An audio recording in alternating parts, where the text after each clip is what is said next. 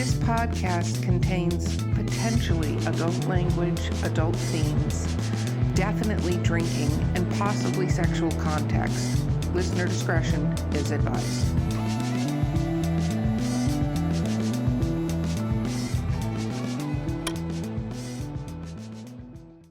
Welcome to Drinking with Authors, the Literary Briefs edition. And no, we still don't have an underwear sponsor. So if you're out there and you're hearing us, you can email us at drinkingwithauthors@gmail.com. This is also true if you have an author you'd like us to interview or just have anything fun to tell us, because we would love that.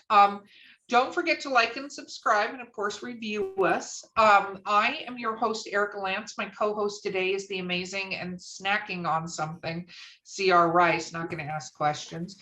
Our guest today is, bunch of crunch. Ooh, I'm a little never had them before. I'm all of a sudden addicted to these things. They're addictable. I can, is that a word? I don't even know. It is. I feel like it's going to be a new word. It's got to be a new word. What? Anyway, our guest today is the amazing Barbara Conrey. I can say words. Amazing. Okay, our sponsor today is Skunk Brothers Spirits, coupon code DWA10. Please check them out. They're amazing. Okay, let's talk about what we're drinking before I even forget what the hell I say at the beginning of any of these. I found an Ice Spice Baby with the gnome in my fridge. I don't know how that there's a magical vortex that keeps supplying these to me, even though they only sell them during the winter time. CR, what are you drinking? I am drinking grape juice and vodka. This is not part of our health line. This is just for funsies. Grape juice and vodka, just for funsies. Okay, Barbara, what are you drinking? Pinot Grigio. My all-time. Okay, Barbara, we are in rapid fire question territory. Are you ready? I don't know. This is the part I'm going to really fail at. You can't fail at it. You don't pass or fail. Yeah, you're here, so that you already passed. You're here on the podcast, so you've passed. Okay. The question is, what is your favorite book? Peace Like a River by Leif Enger. Oh, that was quick. Why is that your favorite book? So fast. Because it is really deep. It's like it's got some religion going on in it, which I'm not a religious person, but it's got this God thing going on, which I find fascinating. It's got him talking. It's got some dying going on. It's got all the things in it that I love. I love that you just said it has some dying going on. Dying going on, yes. Oh, I like it. Yes. I like it. I haven't written a book yet where I don't kill people. Oh, you know what? High five. I'm all about killing people in all of my books, and they don't end well, so it's fine. It's fine. Okay, what is your least favorite book of all time? What is a book that you read that you were like, this is just, I hate this? Oh, there was a book years ago, and some people love it. It was the Ladies Club or something like that. It was this like really huge book. I don't even remember the author, but it was like just so boring, and I never finished it. It's one of the few books I never finished. It's like I am one of those people who will continually.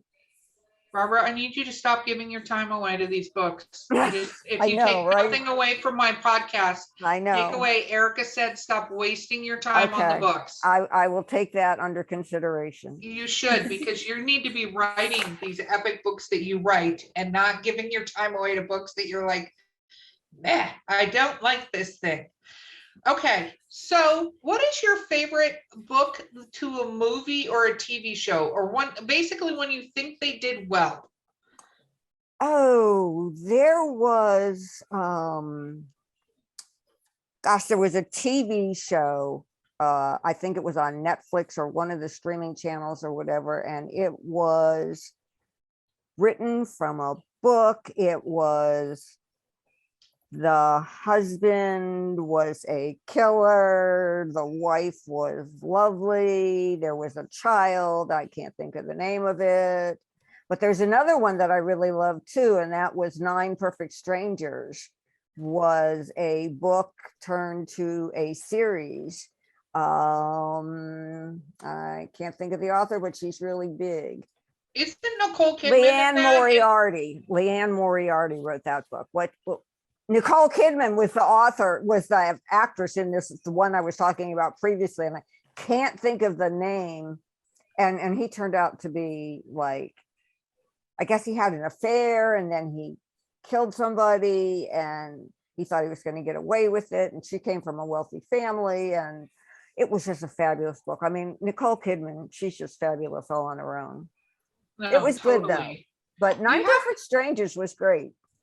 I have to check that out. I saw the preview. I don't know. I get very like, oh, I like the book better. I always like the book better. Well, I think the book is always, well, let me think. Do I always like the book better?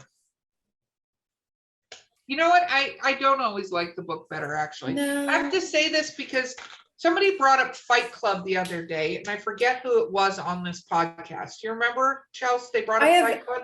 They did, but I don't remember who it was. I don't remember who it was because by the time we get to this point, we've been drinking, and so I'm lucky to remember my name half the time. We all know I have a hard time remembering the sponsor's name at this point. But I actually, although the book was good, I really think the Fight Club movie was better than the book. There are certain parts. Now, what about even like the movies that you say are better than the book, but then you have those parts that you're just like, yes, they fucking nailed it. Because I think there are certain things that you can do on TV and in movies you can't nail in a book. No matter what you do, no matter how hard you try, there are just certain things that you have to see to fully understand. Although Stephen King's The Green Mile, and I love Stephen King. That was a fantastic movie. But that movie was better than the book. That is the only movie that I think I would say unequivocally was better than the book. I have to say, I think that is though, because, and this is true with Fight Club too, the screenplay, the actors, and the director like came together in a trinity of magic that created that. Because I think that is a huge part of it, is how is it written? Like, what is the story they pull from the book that they decide to write about? Yeah. Right. Who do they cast in it, and how is it directed? Because all three pieces, you can have the greatest actors of all time and have a terrible director. The first three, episode 1, 2, and 3 of Star Wars as examples, where you don't have a good screenplay and you don't have a good director, so they're terrible, but you have this cast of amazing actors that, even though they're amazing, could not pull that bullshit from the fire that it was going. Although I don't have many feelings about that, as we all can tell, right? Yeah, no, it's like you're almost impassive to it. I think it also comes down to like, is the director passionate about it, or are they doing it because somebody's like, look, this is huge right now, we need to do this, you're doing it. It's just like everything in life, like, you know, if you really want to do something, you're going to do an amazing job at it. If you don't, like laundry, you're just going to take like 4 days because like, who wants to do laundry, right? Exactly. Yeah, agreed. Okay, Chelsea, I'm going to let you ask your next questions, my friend. Okay, if you could be any main character in a book, but you have to live their life, who would you be? Oh, wow. I do not know any main character, but I'd have to live their life, their whole life. Oh, give me some hints. Oh, you don't want to live the characters of the books that I generally read. Yeah, it doesn't go well for them. So I don't know. Like, I would maybe pick one of Jodi Picoult's characters or Chris Bajalian. Have you ever read his books? His books are fabulous. In fact, The Red Lotus, he wrote a book 2 books ago called The Red Lotus. It's about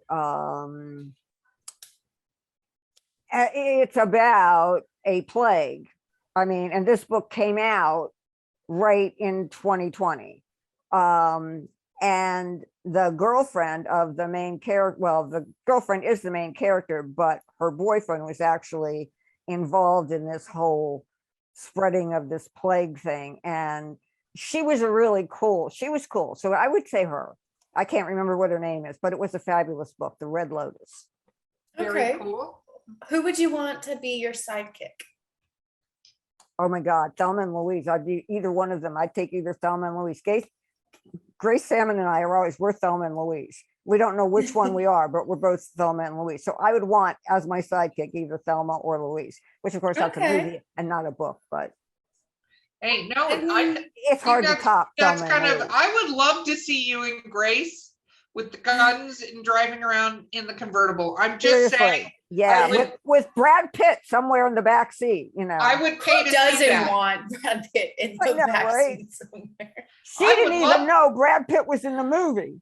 I love Thelma and Louise, Brad Pitt. I would take him because that was like one of his first movie roles. It was. I would absolutely. He was so young, but he's aged well. He has aged well. Yeah. Although he has some weird thing which is a great storyline. He has something where he can't remember faces. There's some medical condition where. Oh, really? I didn't know. Actually read something about a study they're actually doing. They're finding that it has not. They thought originally it had to do with short-term memory and a damage in the cortex that holds your memory, but they found out it's your brain deciding it's not worth knowing. Like when they did it, your brain's just like, you know what, this information isn't worth our time, so it just doesn't store it. Somehow, I wonder if your brain can be trained to do it. I wonder if your brain can be trained somehow to do that. I don't know. I'm sure, but he admitted that he had that because he's running where some people have said he's really rude. And what he's tried to say is, I'm not trying to be rude. I just literally don't remember faces. Yeah. It's prosopagnosia. I'm positive I am butchering that. It's proso, P-A-gnosia. Gnosia. I like it. It's face blindness. Yeah, it's an actual thing. I have the opposite, but I don't know that it has anything to do with my brain other than my brain is old. And that is that I remember faces. I don't remember names. No, I've had that all my life. I've done I have too. all my life. So it hasn't been great for me because I don't remember people's names, but I use the term sweetie an awful lot. Oh, hi, sweetie. How are you? It works, right? Until you have to introduce them. Oh, I don't. I'm always like, I always make an excuse like, oh my God. Yeah, go ahead, introduce yourself. That's what I do too, because I go either or. So sometimes I remember faces, like depending on the situation. Sometimes I remember names. So they'll look at me and they'll be like, hey, don't you know me? And I'm like, no. No, I don't. And they're like, oh, I'm whoever. And I'm like, holy crap. Like, yes, now I get it. Yeah. And then other times I'm like, I know you. Yeah, it can be embarrassing. But it's like, I swear, when somebody tells me their name, it just goes, it's like, I don't even listen. It's like, so maybe it is my brain. Might be my brain saying, you don't need to know this. This is on a need to know basis. I think it could be because I don't. It's the weirdest thing, but I'll see people and remember them. What's even weirder is for when people are around me, and like my boyfriend, he loves to point this out. Total random strangers will come up in things because, you know, I'm on the show. I do other things. I've done a lot of panels. I've been on a lot of panels. I've done a ton of public speaking. People will come up to me and be like, oh my God, I haven't seen you in forever. And I miss you so much. I just want to thank you again for your talk on blah, blah, blah. It was so life-changing for me. I just blah, and they'll walk away and he'll go, you don't know who that is, do you? And I'm like, nope. No clue. No clue. That's but not in a bad way, but it's not in there anyway. Yeah. Okay. Yeah. Next question.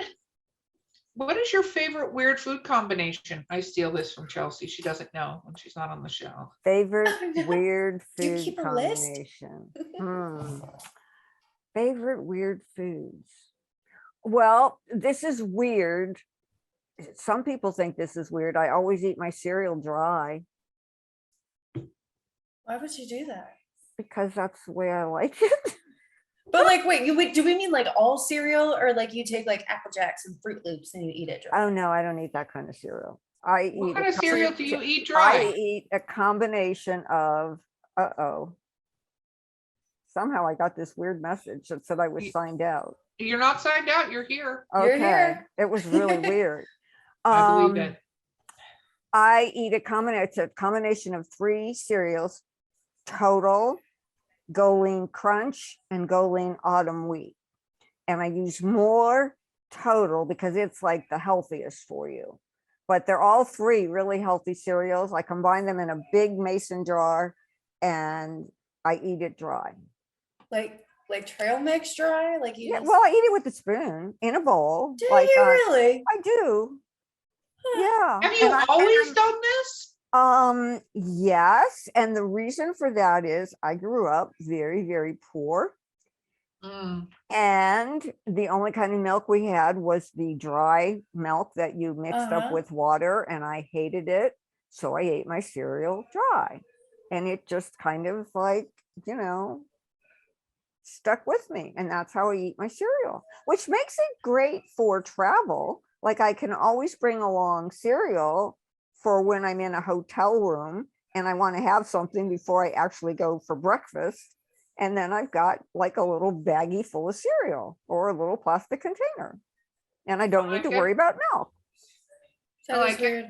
I eat a lot of cereal. That's so do I. I'm addicted to it. There's such a thing. See, I do the crappy cereals though. So I mix up some Fruity Pebbles and some Frosted Flakes. Although I do like Raisin Bran, like the crunch one. And I like to mix that one in with dip. I have like special bowls and everything. Like it's really a problem. Special bowls for your cereal? Like what kind? What kind? So they like swoop up, like they go like this, and they're probably like that deep. Oh, see, I have to be careful because I've actually eaten so much cereal in one sitting that I get sick to my stomach. I mean, I literally don't feel good and my stomach starts to swell. It's like too much bran going on there. And, but yeah, so I eat a little glass bowl, but it's rounded up. It's like I put as much in there as I can get in there. So I have recently learned from Everlywell, by the way, they do a food test, and it's not like an allergy. What are you allergic to? But it's what does your body do well with, and what does it not do well with? It tests like two tests for that. Yeah, it's called Everlywell. You can actually get it off of Amazon. I'm gonna do it. And it's 204 different foods and spices and stuff, and it tells you what you can do well, none. And one of the most disappointing things in my life has been taking this test because my body doesn't do well with eggs, and they do egg whites versus egg yolks, believe it or not. Eggs, chicken, or cow's milk, or yogurt, or ice cream. And they test yogurt and ice cream differently than they test cow's milk. Wow. And it's gonna be like, you can eat everything. Yes, I would love that. But it's interesting because I thought my boyfriend recently took the test too, because I did it and I told him that, and he was like, this sounds like poppycock, right? Like he was like, this just sounds nuts. But I stopped eating because I used to eat a shit ton of eggs. I probably ate eggs every day, right? Yeah, I do for breakfast every morning. I love them, but I stopped eating them, and I stopped eating chicken, and I stopped doing cow's milk, and I'm only doing almond milk and oat milk now, and all that. And then I ate eggs like 2 weeks after I stopped eating any of this stuff. I ate eggs, and my stomach did not agree with me at all. And it's not like I'm allergic or I'm having allergic reaction, but my stomach was kind of swollen and tight, and like I didn't feel great after I did. And it's something that you would probably be like, oh, I'm just a little uncomfortable. You wouldn't link it to eggs. So he did it, and he can eat chicken, but he can't do the eggs or the cow's milk either. Wow. Yeah. That's amazing. And the Mayo Clinic actually, gosh, we're on such a tangent here on this one. The Mayo Clinic actually recommends this for to see what foods are, and then they have foods that are like really positive. So they have the stuff that doesn't work well, but then they have a whole list of foods that your body responds to really well. Like chocolate and wine. And, yes. Well, that's what I'm thinking. Yeah. Bread, pasta. Yeah, pasta. Fruits. Oh, I love pasta and bread. I love bread. Mm-hmm. I love bread.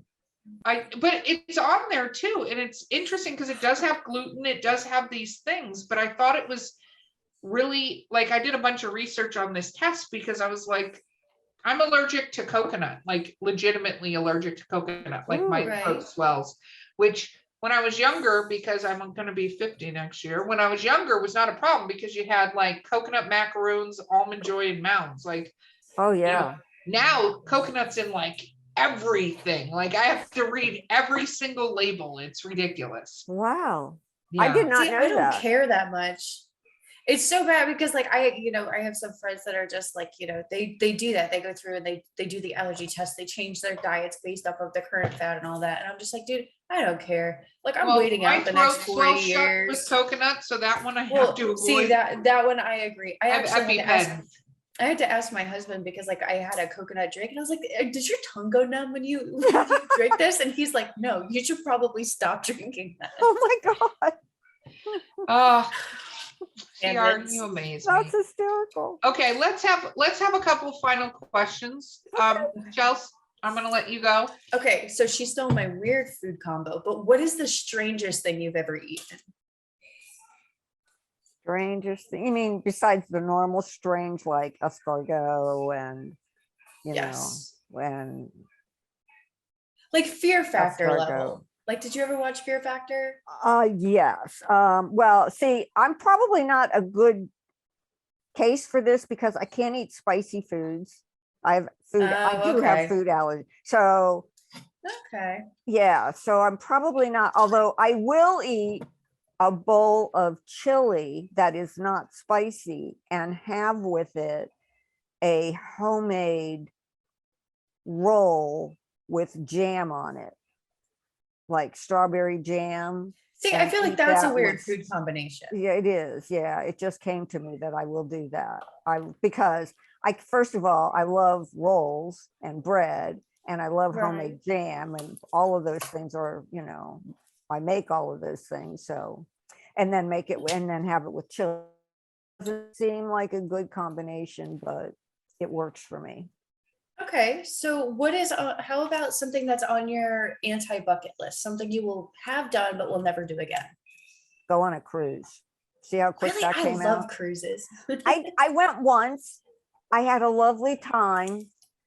But given this whole COVID crap, even when it's over, I will not want to be in a situation where I'm with that many people on a ship again.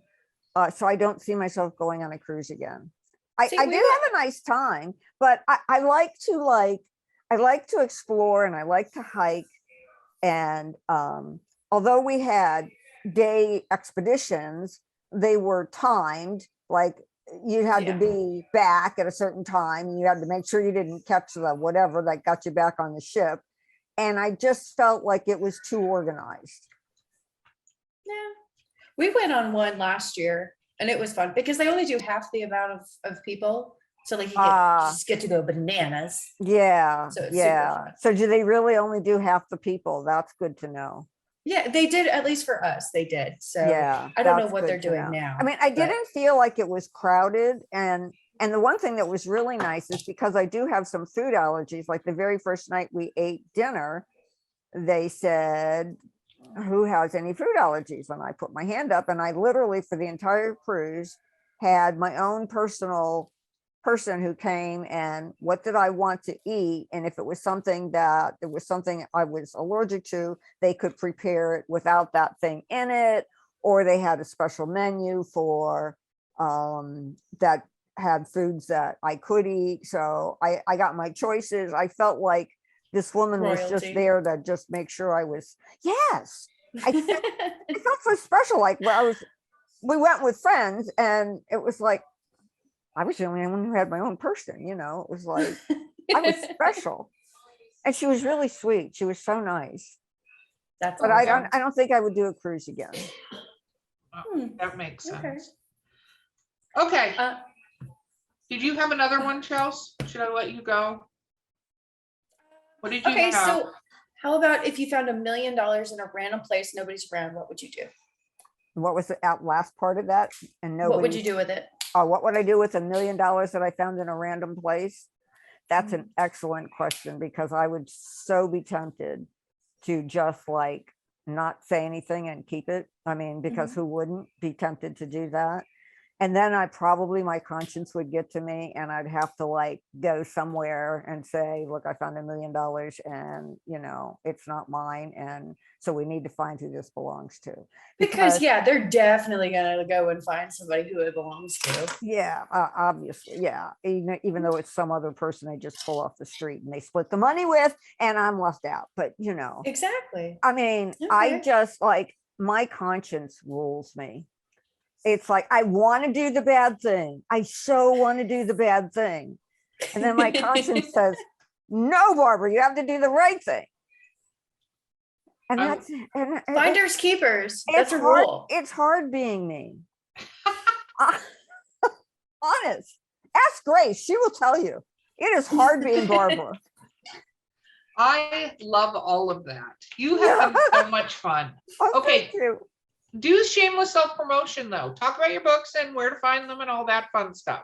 Okay, my books can be found anywhere where books are sold: Barnes and Nobles, Amazon, Kobo, Apple, Target, online. My new book is available for pre-order. The book that is available everywhere right now is Nowhere Near Goodbye, published 2 years ago. My new book is coming out in August. It is right now available for pre-order. $2.99 for the Kindle. That price will last until the day after publication. And the paperback is a little on the pricey side, but it's well worth the money, honestly. Of course it is. And by the way, that everything's on the pricey side. Costs have gone up to make anything. Seriously, that's true. It's true. It really is true. It is. Okay, Barbara, you've been amazing. Thank you again so much for being on this podcast with us. Thank you. Really, I've had so much fun this afternoon. This was hysterical. Oh, well, you will have to let us know when book 3 is coming, because we would love to have you back. I will absolutely let you. Are you kidding? I'll be stalking you. It's like, that's fine. You can totally stalk us. Yeah, that's okay. Yes. Right. You can stalk the heck out of us. Okay, guys, this has been Drinking with Authors Literary Briefs. I've been your host, Erica Lambs. My amazing co-host, who I steal questions from, is C.R. Rice. And our guest has been Barbara Conrey. And we will see you. Oh, our sponsor has been Skunk Brothers Spirits. I remember at the end. DWA10 is the coupon code. Please check them out. Their stuff is amazing. And we will see you guys next time. Okay.